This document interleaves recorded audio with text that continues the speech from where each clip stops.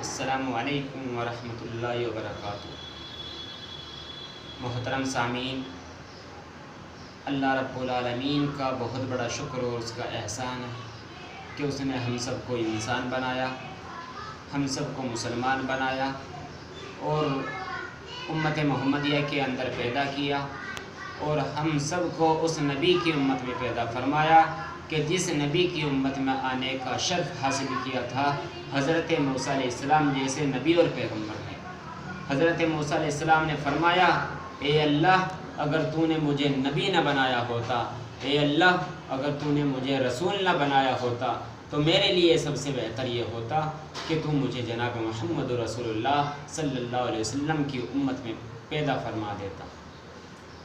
یعنی ہم اور آپ اس نبی کی امت میں ہے جس نبی کی امت میں آنے کا شرف حاصل کیا تھا حضرت موسیٰ علیہ السلام جیسے نبی اور پیغمبر نے۔ دوستو بزرگوں، اللہ رب العالمین نے ہم اور آپ کا تذکرہ اپنے مقدس قرآن کریم کے اندر بیان فرمایا اور بتایا، کنتم خیر امت اخرجت للناس تعمرون بالمعروف وتنہون عن المنکر وتؤمنون باللہ۔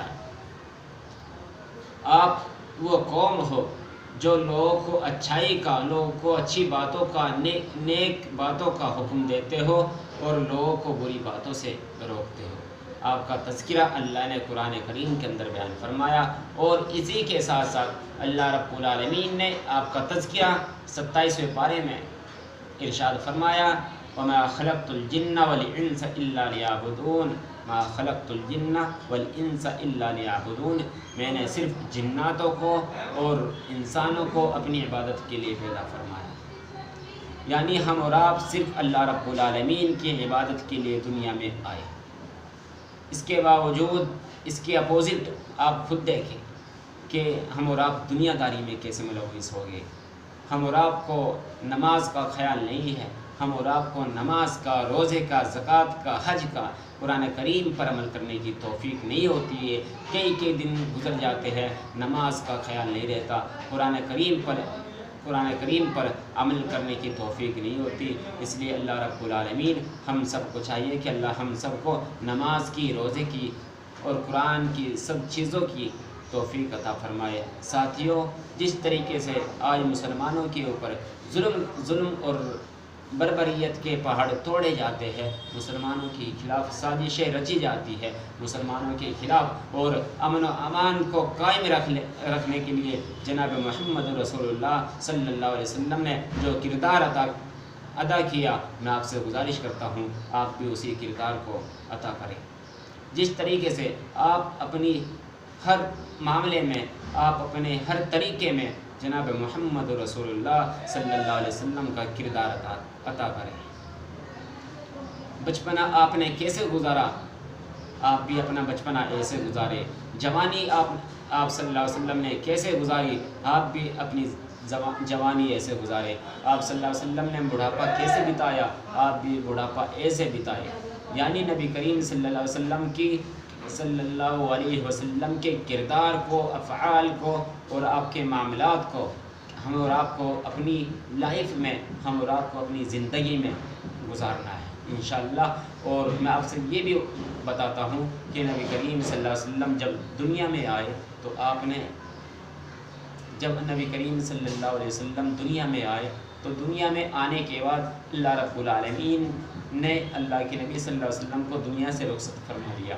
یعنی دنیا میں آنے کے بعد آپ صلی اللہ علیہ وسلم کے والد محترم حضرت عبداللہ اس دنیا سے رخصت ہو گئے۔ اس کے بعد آپ صلی اللہ علیہ وسلم کو آپ صلی اللہ علیہ وسلم کی والدہ نے پالا۔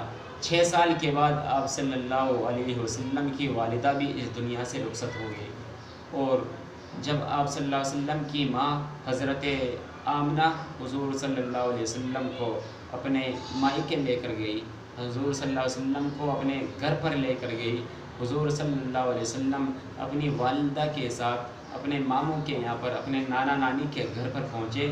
1 مہینے رہنے کے بعد حضور صلی اللہ علیہ وسلم جب واپس آئے، مدینہ سے واپس آئے مکہ، تو راستے میں ایک مقام پڑتا ہے، ایک جگہ پڑتی ہے، اس کو بولتے ہیں مقام ابوا۔ اس جگہ اس راستے پر آئے تو حضور صلی اللہ علیہ وسلم کی والدہ بتاتی ہے، حضور صلی اللہ علیہ وسلم کی والدہ بولتی ہے کہ میرے پیارے بیٹے محمد، یہ تمہارے والدہ کی قبر ہے، یہ تمہارے والد کی قبر ہے۔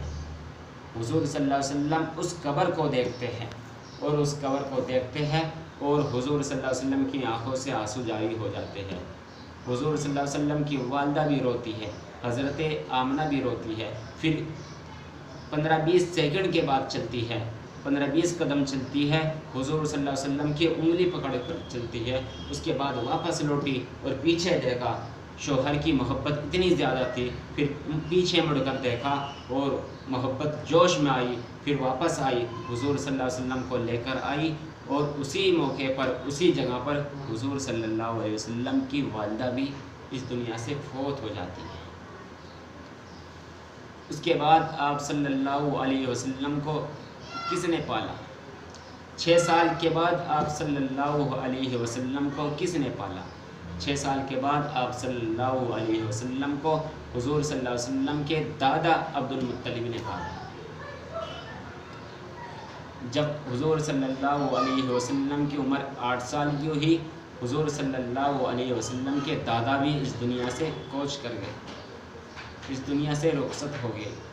اب 8 سال کے بعد حضور صلی اللہ علیہ وسلم کو کس نے پالا؟ 8 سال کی عمر جب حضور صلی اللہ علیہ وسلم کی ہوئی، اس کے بعد حضور صلی اللہ علیہ وسلم کے چاچا ابو طالب نے پالا۔